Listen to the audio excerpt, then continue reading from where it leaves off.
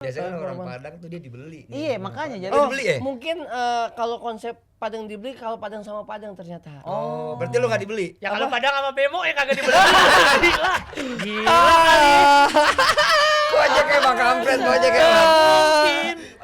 Padang sama kepala kakap dibeli. Ya bisa aja mobil dono. Nggak ada yang tahu mobil dono ya? Nih.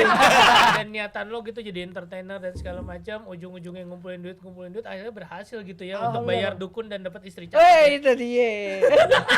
Pokok. Kojek bangsat Bang. Kojek Murni ya, nggak pakai dukun. jadi sebenarnya itu faktor dukun atau faktor lidah? Lidah. Oke. Size-nya pas. Tapi lo ke Tangerang pernah nggak bang? Oh pernah lah. Pernah. Jangan ditanya itu Tangerang nggak pernah katanya. Iya. Pernah. Lu kan ke rumah gua. Tangsel nih. Tuh dia kalau dibuka tatonya Haji Bolot sama Bang Mali kanan kiri. Iya, kiri kanan ya. Iya, belakang Atun kejepit Tanjido. Agak rapet. Agak padat ya. Sebelah kiri Basuki.